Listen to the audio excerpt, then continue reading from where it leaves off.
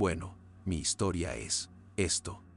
En 1982, el 30 de diciembre, entre Navidad y Año Nuevo, nacía una pequeña llamada Katie Beers en el pueblo de Mastic Beach, en Long Island. Pero para quienes conocen bien este caso, acabó siendo conocida como la niña de la pared. Cuéntame algo. Me tiró sobre la cama. Solo quiero que mi hija regrese a casa. Por favor, devuélvanmela. Y entonces me puse a gritar con todas mis fuerzas. La oí decir que un hombre la perseguía con un cuchillo, y llegó a decir, Dios mío, ya viene. Empezó a besarme. Nuestra mayor preocupación ahora mismo es encontrar a esta niña, ya saben, sana y salva. Mi mano rozó un clavo. La última vez que la vi, ella caminaba hacia aquella máquina. Empecé a tener miedo. Luego, esto, me encierra en ese pequeño zulo. Secuestrada, agredida, atrapada y completamente encadenada, su madre abandonó a Katie Beers, de 9 años. Sometida como esclava por su propia madrina y su depravado marido, su infierno no acabó ahí. Terminó secuestrada y atrapada en un zulo subterráneo. Durante más de 3 semanas, la policía de Long Island escarbó a fondo en este variopinto grupo, cada uno más sospechoso que el anterior, con la esperanza de poner sus manos sobre la niña cautiva de 9 años. Está tras la pared. Si está ahí detrás, ya no está viva. Pero, para sorpresa de todos, ella ya estaba actuando. Sabía cómo salvarse. Intentó cualquier estrategia para hacerle cambiar de opinión y al final lo logró. Con solo 10 años, esta pequeña cambió la mente de su secuestrador. En el tranquilo pueblo de Bay Shore, en Long Island, la pequeña Katie vivía como Cenicienta. Desde que su madre la abandonó, vive esclavizada por su propia madrina, Linda, y su marido Sal. Yo solo era su sirvienta, ya fuera hacer la colada, limpiar los baños o hacer la cena. Para ella, ese era mi único propósito mientras crecía. Básicamente, yo era como su esclava. Pero servir a Linda era el menor de sus problemas. El verdadero monstruo de aquella casa no era otro que su propio tío. Desde que tenía 2 años, fui víctima de abusos sexuales por parte del marido de mi madrina. Con solo 7 años de edad, Katie no aguantó más e intentó contarle a su madrina la verdad sobre su marido, pero la reacción solo empeoró las cosas. Me gritó que era una maldita mentirosa y que me quitara de su vista. A Katie le prohibieron ir al colegio, creciendo en un aislamiento total. Su único amigo era John Esposito, el típico allegado de la familia. Pero para ella, esa relación era especial. La verdad es que no tenía amigos de mi edad. Si pienso en mi infancia, lo que más feliz me hacía en el mundo era pasar tiempo con John. Diría que le quería. Era mi gran confidente, alguien en quien podía confiar ciegamente. Pero entre todo el abuso que ya soportaba, la vida de Katie estaba a punto de volverse una auténtica pesadilla. Apenas 2 días antes de mi 10º cumpleaños, me secuestraron. Ese mismísimo día, Katie se quedó con John y juntos fueron a Spaceplex, su sitio favorito de todo Long Island. Allí, en Spaceplex, podías montar en moto, tirar a canasta o montar en un dinosaurio. Para mi 10º cumpleaños, íbamos a estar solo Big John y yo. Los niños del barrio le apodaban Big John porque era un miembro muy conocido del programa de acogida Big Brother Big Sister. Cada vez que íbamos a Spaceplex, yo era feliz. Allí las preocupaciones simplemente no existían. Había un montón de críos correteando por todas partes. Pero ese cumpleaños feliz estaba a punto de torcerse, transformándose en la peor pesadilla que un niño podría llegar a sufrir jamás. Tía Linda, un hombre me ha secuestrado y tiene un cuchillo. Oh no, ahí viene, me tengo que ir. Aquel grito desesperado llamando a Katie era de Linda, su madrina. Pero mientras intentaba avisar a la policía, los agentes ya estaban allí, junto a Big John, en Spaceplex. Evacuaron todo el recinto y buscaron sin descanso durante horas, pero todos los esfuerzos fueron en vano. Me levantó en brazos y me llevó al armario. Allí me di cuenta de que abría una trampilla hacia un túnel. Quien la había atrapado era un individuo sumamente meticuloso y capaz. Aquel túnel estaba oculto tras las paredes de su casa, diseñado al milímetro por un auténtico experto. Katie se vio obligada a gatear hasta que topó con una trampilla. De repente, destapó aquel agujero y abrió una puerta que daba a una habitación oculta. La única palabra que tengo para describir ese lugar es mazmorra, un rincón del que jamás podría escapar. Allí dentro, Katie vio un colchón sucio y un ataúd insonorizado rodeado de gruesas cadenas. Mi captor me miró fijamente y sentenció: «Este es tu nuevo hogar». La escuché gritar que un hombre con un cuchillo la perseguía, y luego dijo: «Dios mío, ahí viene». Para cuando quise contestar e intentar hablar con ella, la línea ya se había quedado muda. Esto fue todo lo que Linda, la madrina, pudo relatar sobre aquella siniestra llamada el día del secuestro. Aquello encendió de inmediato las alarmas de Dominique Verone, jefe de la división de secuestros de Long Island. Para cuando Linda logró llegar al contestador automático, la pequeña Katie ya había colgado. Eso me inquietó bastante, porque muchas veces estos secuestros no son reales, sino meros montajes para parecerlo. Y las estadísticas le daban la razón. ¿Habéis visto a esta chica por la zona? Más del 95% de los secuestros los cometen familiares directos, pero aquello no era lo único raro. Sencillamente, no me resultaba nada creíble. Es decir, me inquietaba que una niña de 9 años usara con tanta naturalidad la palabra secuestro. Además, cómo se escapa una cría de su captor y encima consigue usar un teléfono. Pero por ahora, tenía que dejar a un lado sus sospechas. La prioridad absoluta era Katie. En estos casos, cada minuto que pasa es vital. Tenían que encontrarla y rápido. Aunque me preocuparan ciertos detalles extraños de la llamada, allí se escuchaba claramente a una niña sufriendo. Esa niña estaba en grave peligro. No había ni rastro de Katie en Spaceplex, casi como si nunca hubiera pisado aquel sitio. Su única pista era aquella angustiosa llamada grabada de Katie, así que Verone decidió sacar toda la artillería pesada. Enviamos la cinta de audio de aquella llamada y también el aparato con el que se grabó directamente al FBI. Mientras esperaba respuestas del FBI, Verone no se detuvo. Lógicamente, empezó por investigar a los sospechosos más obvios. Los sospechosos clave eran Marilyn Beers, la madre biológica, una mujer disfuncional e incompetente, y Linda Inghilleri, la madrina. Mi principal preocupación es que la gente sepa lo mucho que la quería.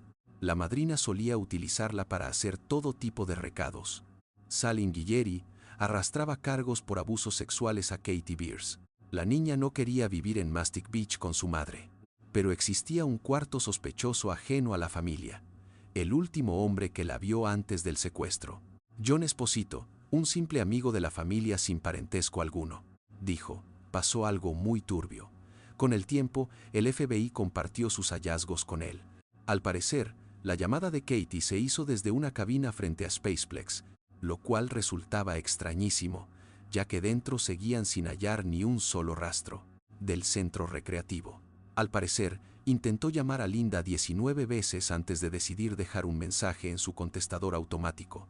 Pero todas estas pistas no eran nada comparado con lo que el FBI descubrió al analizar el audio de aquella llamada. Jamás olvidaré la llamada de aquel experto del laboratorio del FBI que me dio la siguiente gran pista. En realidad, no fue Katie quien escapó para llamar. Todo era una simple grabación. Se trataba de alguien que había grabado a Katie para hacernos creer, o que al menos pareciera, que aquella llamada procedía de la cabina telefónica junto a Spaceplex. El detective empezó a encajar las piezas y, como sospechábamos, el culpable se la había jugado a todos. El secuestro de Katie solo era una tapadera para ocultar algo mucho más siniestro. La llamada telefónica fue un plan fríamente calculado para hacernos creer que Katie Beers había sido secuestrada. De vuelta en la mazmorra, Katie sabía perfectamente lo que le esperaba y decidió luchar con todas sus fuerzas. Vio que la tapa del ataúd estaba algo floja y empezó a golpearla. Al final, estuve dándole patadas con tanta fuerza que aquello acabó rompiéndose y pude, por fin, salir de allí a salvo. Para ella, esto fue un logro tan inmenso que creyó que por fin encontraría la forma de escapar, olvidando casi por completo que el ataúd seguía metido dentro de la mazmorra. Y entonces, no tenía a dónde ir. Recuerdo intentar alcanzar el estante para ver si había algo que pudiera usar para defenderme en caso de necesidad. Y arriba había un montón de llaves, así que casi sin pensar, agarré una y la escondí debajo de mi colchón. Antes de que tuviera tiempo para idear una forma de enfrentarse a él, escuchó cómo se acercaba. Ya era demasiado tarde. Aquellos pasos se escuchaban cada vez más cerca, más fuertes. En cuanto bajó, vio la puerta abierta, y fue entonces cuando me violó por primera vez. Durante todo el tiempo que permaneció cautiva, su secuestrador la atacaba a diario, pero por respeto a Katie, no entraremos en detalles de los siguientes abusos. Podía tener la televisión puesta las 24 horas. Vi en las noticias que la policía ya había descubierto desde dónde se hizo aquella llamada. Sabían perfectamente que estaba grabada. Aquel dato ayudó a la policía a trazar hipótesis sobre su paradero, pero seguían quedando demasiadas incógnitas. Mientras tanto, Katie escuchaba las declaraciones de su familia en televisión, empezando por Marilyn, su madre biológica. Solo quiero que vuelva mi hija. Al ver a Marilyn en las noticias, creo que lloré muchísimo. Sentí en sus ojos cuánto me extrañaba y que quería encontrarme. Eso me dio un gran alivio y algo de esperanza. Su madre estaba convencida de que Linda y Sal estaban detrás del secuestro. Habían perdido la custodia tras denunciar a Sal por abusar sexualmente de la pequeña. Lo que más nos preocupa ahora mismo es encontrar a esta niña, sana y salva. Ver en televisión a Sal, el marido de mi madrina, diciendo que quería encontrarme, me dio muchísima rabia. Si alguien tenía motivos para secuestrarla o acabar con ella, era él, que se enfrentaba a cargos muy graves por abuso. Pero Barrone no quería precipitarse, ya que sospechaba que Marilyn no solo podía ser la verdadera culpable, sino que tal vez intentaba culpar a otro de su propio delito. Su madre, Marilyn Beers, y Little John, el hermano de Katie, se enteraron de lo que le pasaba a Katie, y tenían motivos de sobra para fingir un secuestro, solo para librarla de aquella situación tan complicada.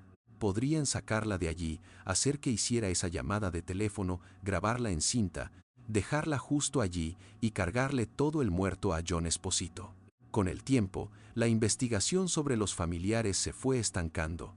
Todos tenían coartadas sólidas, y las búsquedas en sus casas no revelaron ni una sola pista. Así que la policía empezó a investigar al último de la lista, el sospechoso más improbable. Los investigadores reconstruyeron los pasos de John Esposito, pero quedaba entre media hora y una hora que nadie lograba explicar. Consiguieron una orden de registro para inspeccionar su casa a fondo, pero no hallaron huellas de ningún delito. El informe de antecedentes llegó al día siguiente y resultó ser extremadamente sospechoso. En cuanto contactaron con la asociación Big Brothers Big Sisters, el programa del que presumía ser miembro, descubrieron la oscura verdad sobre el gran John. John Esposito se vendía como un hermano mayor modelo. Los investigadores descubrieron que al intentar unirse a ellos e indagar en su pasado, apareció que estuvo implicado en el secuestro de un niño de 7 años, 15 años antes de la desaparición de Katie, por lo que rechazaron su solicitud de inmediato. Empezaron a presionarlo al máximo, siguiéndolo a donde quiera que fuera. Esto atrajo a los medios, que también empezaron a rondar su casa sin descanso. Registraron toda la propiedad, la casa principal y el garaje reformado de atrás donde él vivía. Era evidente que el sospechoso número 1 era Esposito. La prensa acampaba ante su puerta, y por si no lo habéis adivinado, el secuestrador era, de hecho, John Esposito, alias el Gran John. Todo este tiempo, el hombre al que ella llamaba su mejor amigo, estuvo tramando el plan hasta que la secuestró. El Gran John era probablemente la última persona que habría imaginado que me haría algo así.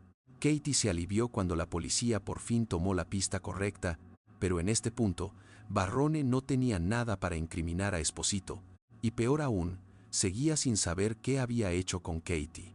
Con cada día que pasaba, se convencían más de que lo que hallarían no sería a Katie con vida, sino su cadáver. Días después, Katie despertó en el Zulo. Esposito me había puesto una cadena al cuello. Me di cuenta de que la llave que había agarrado era para el candado, así que al menos logré liberarme. Antes de soltarla, contaba cuántos eslabones quedaban en el extremo y también hasta la pared. Cuando oía venir a Esposito, se encadenaba rápidamente, otra vez de la misma forma que él, pero esto empezó a pasar cada vez menos, ya que la policía, convencida de que estaba detrás de la desaparición, apenas lo dejaba solo. En su lugar, mantuvieron una vigilancia asfixiante sobre él y su casa, e incluso Barrone entró para interrogarlo. Pude ver cómo se le desencajaba la cara de preocupación. Me perturbaba y me preocupaba muchísimo que John Esposito tuviera algo que ver con su secuestro. Sin más opciones, Esposito empezó a hacerle peticiones desesperadas a Katie, pero la pequeña no se dejó engañar.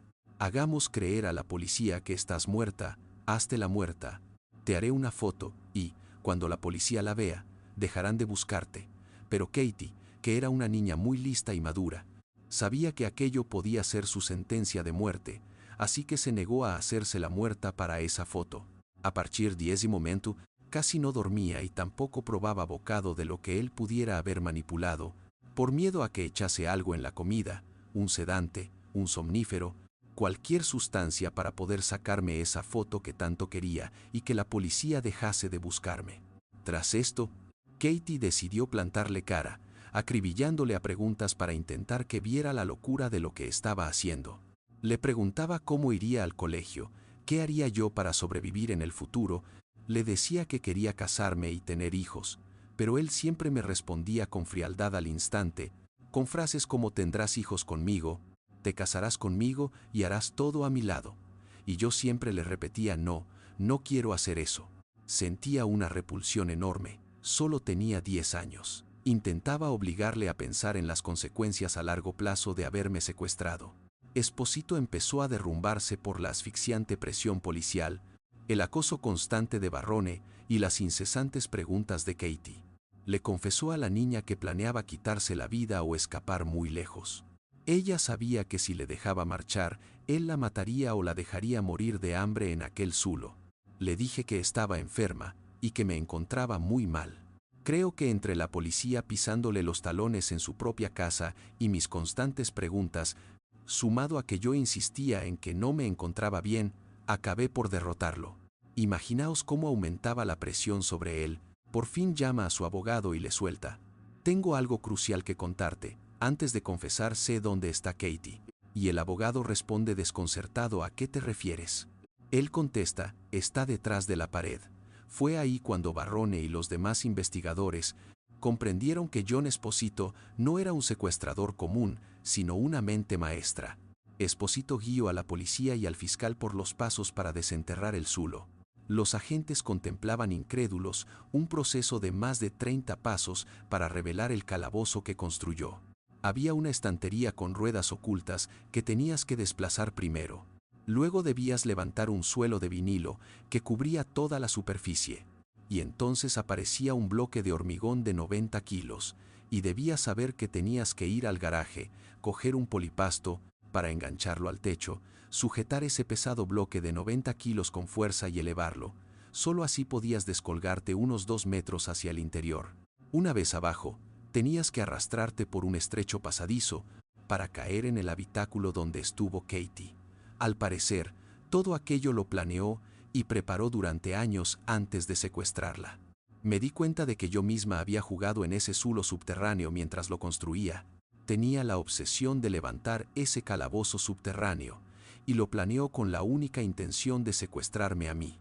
Cuando Barrone por fin entró, Katie no se creía lo que vivía. Se abrió la puerta y apareció un hombre al que no reconocí. Recuerdo que me dijeron: somos la policía, ya estás a salvo. Yo estaba inmensamente feliz de que estuviera viva. ¿Estás bien, Katie? Barrone sintió una sorpresa similar, aunque por un motivo muy distinto.